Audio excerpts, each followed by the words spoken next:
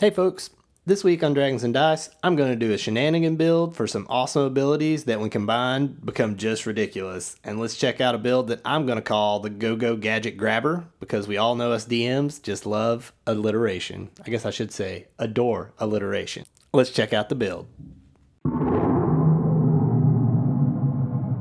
Welcome to Dragons and Dice.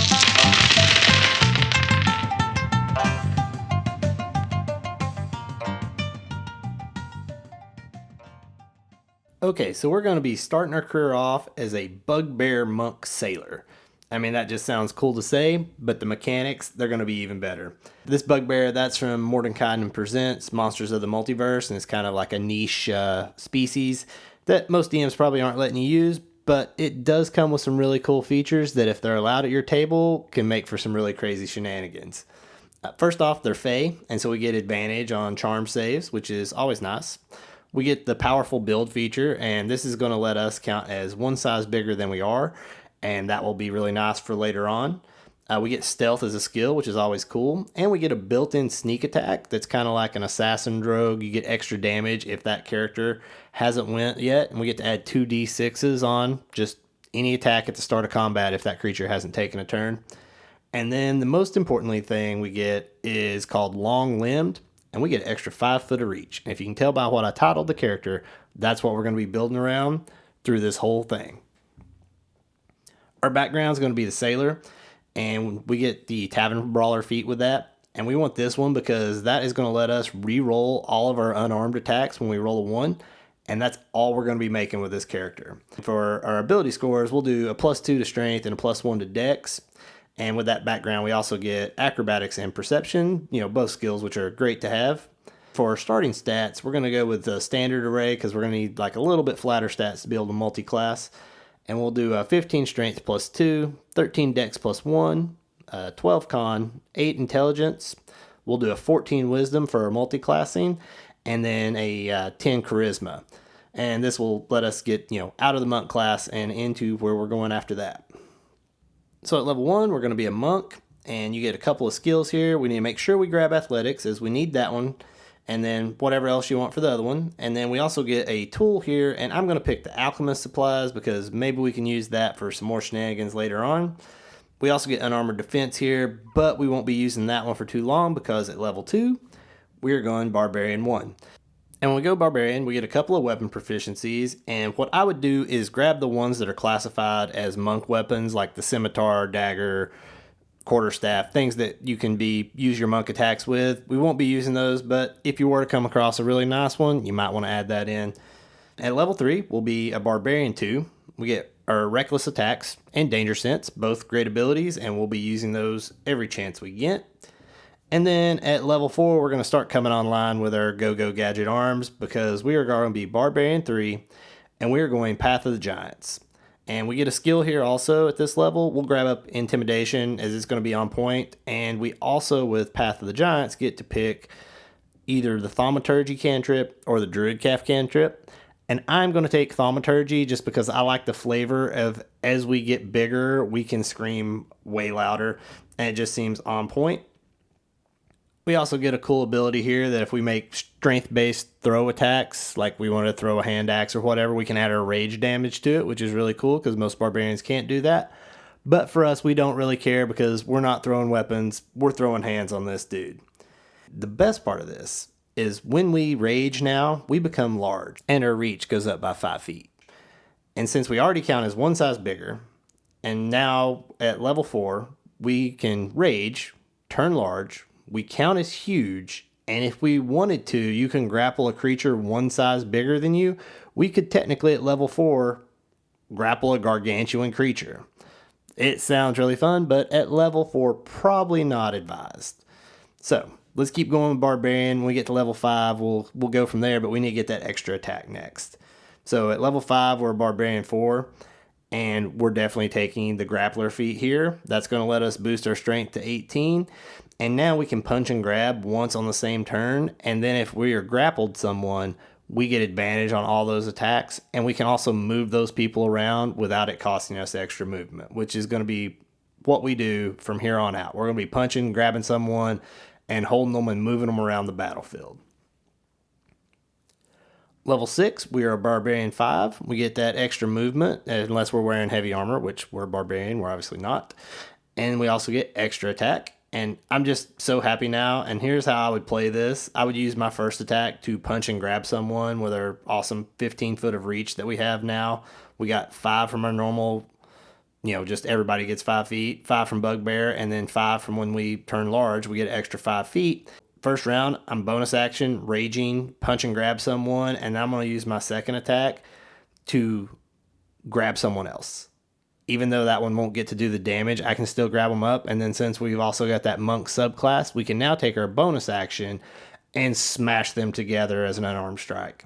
I know mechanically it'll only do damage to one person, but I just really love the flavor of we get huge, we grab up a guy, punch him in the face, grab up another guy, and then smash them together like a little kid with maracas or something. It just seems so much fun.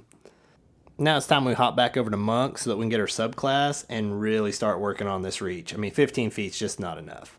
So at level 7, we're a Monk 2. We get focus points now, and that's nice because now we can do Fury of Blows, Step of the Wind, Patient Defense, but we won't really be using those because at level 8, we're going to be a Monk 3, and we get to have a subclass. And we're going Warrior of the Elements. And now we can use a focus point, and for 10 minutes, we can make our punches elemental, and our unarmed strikes are 10 foot farther. So now when we pop that at the start of battle, hopefully right before, we've got 25 foot of reach on unarmed attack. This just sounds awesome. Also, at level 3 for Monk, we also get Deflects attacks, which is... it is broken when combined with Rage, since we take half damage from bludgeoning, piercing, and slashing. And then as a monk, we can use our reaction to take 1d10 plus 5 off of this. It's just going to be nuts how much damage we can reduce combining these two abilities together. And sadly, we won't be able to redirect that attack as we're going to be needing our, focus points for our Fury of Blows. But it's still really nice to have, take half damage and then get to reduce a d10 plus 5 off of it. Really nice. But level 9, let's go back to Barbarian for a bit, and we'll be a Barbarian 6. And with Barbarian 6, we get an ability called the Elemental Cleaver.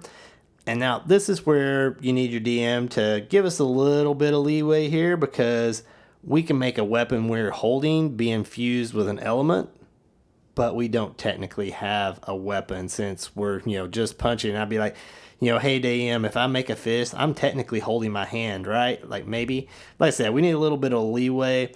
But if your DM is allowing you to play this build, we're already headed way down the path of like craziness happening. They should probably allow it, right? I would.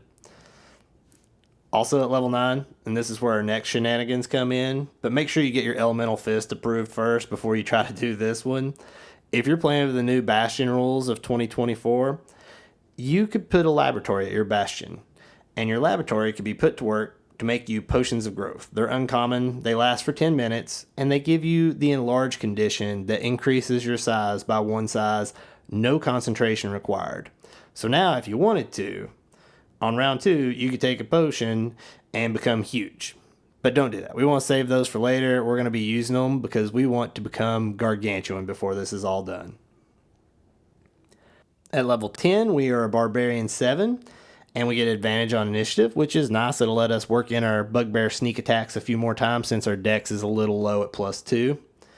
And then at a level 11, we are Barbarian 8, and we are just going to max out our strength. And that'll put it at 20, and that feels great.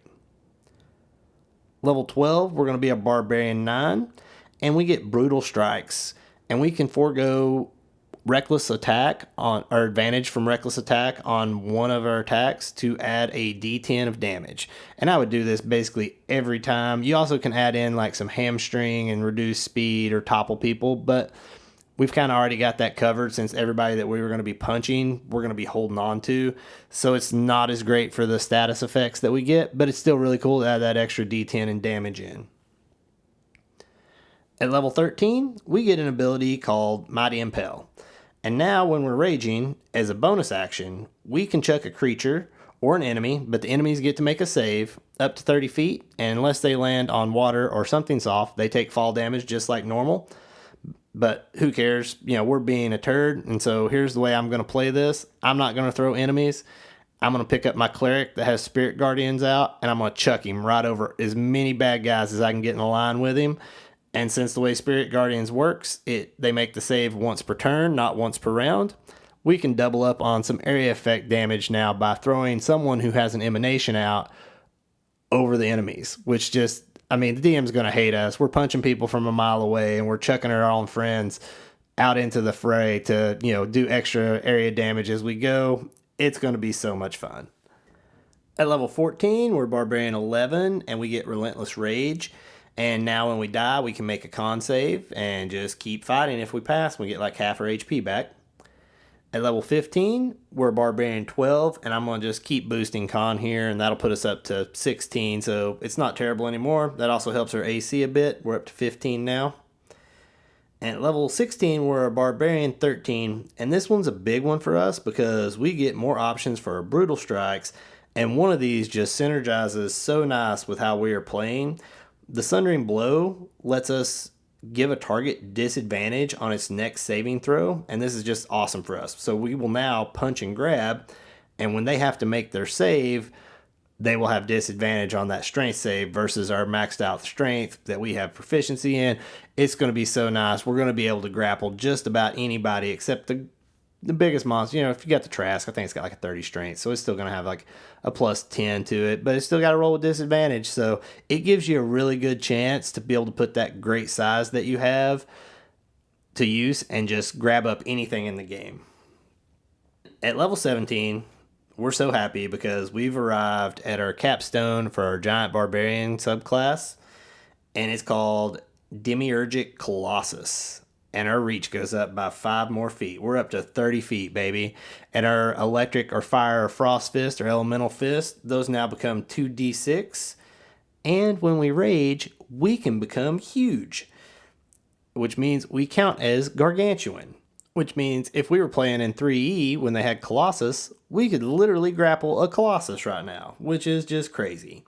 Also, if we wanted to spend one of those bonus actions that we have after round 1 after we rage and become huge, we could take that potion of growth that our laboratory's been making for us for the last 10 levels of gameplay, which means we would have enough that we could use this anytime we wanted to, and we could become gargantuan. And who hasn't wanted to do that and just walk over to this Tarrasque and pick it up by the scruff of the neck like it's a little kitten? It just sounds great. I love it. It's such ridiculousness that we have 30 foot of unarmed range and we can become gargantuan. I did also forget to mention with this ability, we can now pick up people that are size large, chuck them farther, but I'm still throwing the cleric. By this time, it's kind of our thing. We've bonded over it, me throwing them over the top of all the monsters every round. But now at level 18, I think it's time we go back to Monk, and we're going to be a Monk 4 here. We'll boost our con again. At level 19, we're going to be a Monk 5, and we get Stunning Strike and a little increase in movement, but we're probably wearing medium armor at this point, so our unarmored movement won't be coming from our Monk class. We'll just use our Barbarian version. But then at level 20, we're going to be a Monk 6, and we'll get Elemental Burst, and we can make our attacks do force damage. Not so great for us. We really came back to Monk so that we could finish out with enough points that we would have flurry of blows basically every round. We'll use our bonus action round 1 to rage, and then after that, just go nuts with unarmed punches from 30 feet away. So that's my crazy Go Go Gadget Grappler build. We'll end up with 191 HP. We'll end up with 15 AC. But when we rage with our Monk ability to deflect attacks, we'll take half damage from bludgeoning, piercing, and slashing, and then be able to reduce that by 1d10 plus 8 at this point. So I don't feel so bad about our AC being a little low. But our combat is going to be so goofy and fun that it's just ridiculous. We'll kick it off with rage, and then we barely even have to run up. Even though we get extra movement with our rage at this point, we could run 70 feet if we needed to. So we could literally run 70 feet and then punch something that was 30 feet away. We can make an unarmed attack on a creature that's 100 feet away. That's just ridiculous to me. Oh, and we're also the size of the house while we do this. And then when we punch them, they have disadvantage on that save. We're going to grapple them up. And then if we're feeling extra spicy, we can punch in someone else or not attack them. Technically, we'll just grapple them. And then we can flurry of blows. And like we did earlier, smack them together. Except this time with flurry of blows, we're making a bonus action unarmed attack against each one. adding in all our elemental damage of 2d6, plus it with being a monk, we were a d8 on our unarmed attacks at this point, plus 5 strength. We're literally just smashing people together, and it's just such a goofy build and so funny to think of this gargantuan monster picking stuff up like the Hulk does Loki and just smashing it all over the place. And then if you want to, picking up one of your party members and chucking them across the battlefield too. Full on shenanigan build. Never would allow it at my table, but man, would it be fun to do some crazy stuff with at a one shot.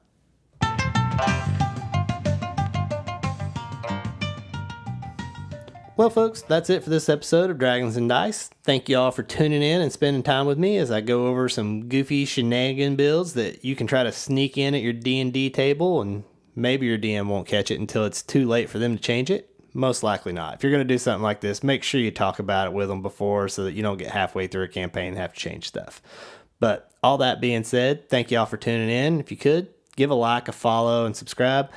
Leave a comment, or better yet, tell one of your buddies about us, as word of mouth is the best advertising you can do. And until next time, may your DMs be kind, may your D20s roll high. Bye.